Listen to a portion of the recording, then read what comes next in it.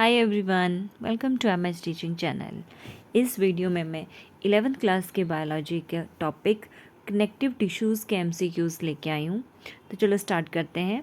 और first MCQ is which of the following are known as cart wheel cells? Mast cells, plasma cells, red blood cells या basophils? तो जो plasma cells होते हैं they are known as cart wheel cells भी उनको बोलते हैं, and plasma cells produce antibodies. Second question, which of the following stores fat? Adipose tissue, fibroblast, lymphocytes या प्लाज्मा सेल्स? तो फैट स्टोरिंग जो सेल्स हैं दे आर एडिपोज सेल्स। इनको adipocytes भी बोलते हैं या लिपोसाइट्स भी बोलते हैं। Option A is right. Question number third, mast cells produce histamine, heparin, serotonin या ऑल ऑफ दीज? तो right answer is option D. Next question, which of the following acts as A vasoconstrictor to arrest bleeding and increase blood pressure? कौन करता है ये? Heparin, histamine, serotonin या none of these? तो right answer is option C. Serotonin क्या करता है? It acts as a vasoconstrictor और ब्लड वेसल्स का ये साइज कम कर देता है, जिसकी वजह से ब्लड प्रेशर इंक्रीज हो जाता है, and it also arrest bleeding. Option C is right. Question number 5, dash dilates the wall of blood vessels in inflammatory and allergic reactions? कौन है? पहले हमने पढ़ा कंस्ट्रिक्शन जो करता है ब्लड वेसल्स के, अब है कि जो डायलेट करता है। तो कौन है? सीरोटोनिन, हिस्टामिन, हिपैरिन या ऑल ऑफ दीज? तो this right answer is histamine.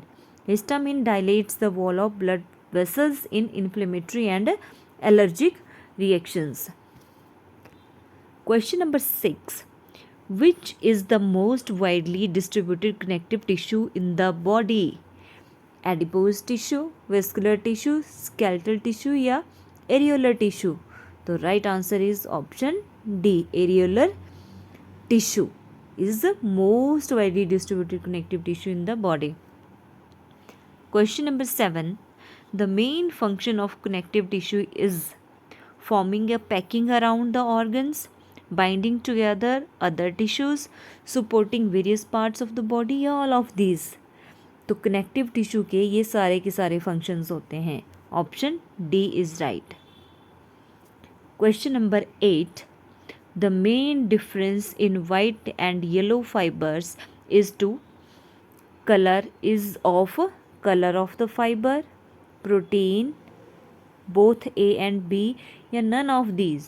तो right answer is your option C. क्या डिफरेंस होता है? एक तो कलर का डिफरेंस होता है एंड प्रोटीन का। Question number 9, what is osteomyelitis? Inflammation of the bone marrow, inflammation of bone adjacent to bone marrow and inflammation of epiphyseal cartilage या ऑल ऑफ दीज? तो ऑस्टियोमाइलिटिस में ये सब की इन्फ्लेमेशन होती है, बोन मैरो की भी, बोन मैरो के जो एडजेसेंट बोन होती है उनकी भी, एंड एपिफाइसियल कार्टिलेज की भी इन्फ्लेमेशन होती है। तो all the above are right answers. Question number 10, a bone kept in which solution remains unaffected?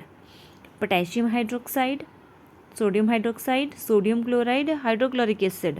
तो right answer is your option A, potassium hydroxide. वो भी कौन सा? 10% पोटेशियम हाइड्रोक्साइड के सॉल्यूशन में अगर हम पोटेशियम हाइड्रोक्साइड के सॉल्यूशन में अगर हम बोन को रखते हैं तो that remains unaffected. Question number 11, irregular thickening and softening of bones resulting in deformation of bones is known as osteoporosis, Paget's disease, osteomyelitis या osteopenia? तो right answer is your option B, उसको बोलते हैं Paget's disease. Question number 12, deficiency of vitamin D causes dash in adults? Vitamin D की कमी से क्या कौन डिजीज़ होती है अडल्ट्स में? रिकेट्स, ऑस्टियोमेलेशिया, डायबिटीज़ या नन ऑफ दीज? तो option B is right.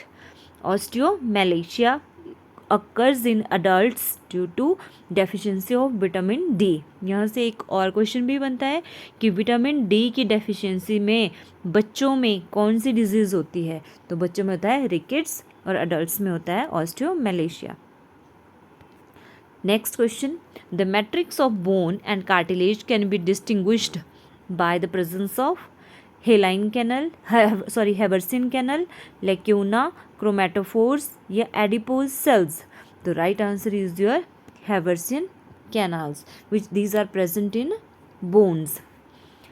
Question number 14, which one of the following leucocytes transforms into macrophages. कौन से ल्यूकोसाइट्स मैक्रोफाजेस में ट्रांसफॉर्म हो जाते हैं? ऑप्शंस हैं इओसाइनोफिल, बेसोफिल, मोनोसाइट या लिम्फोसाइट्स।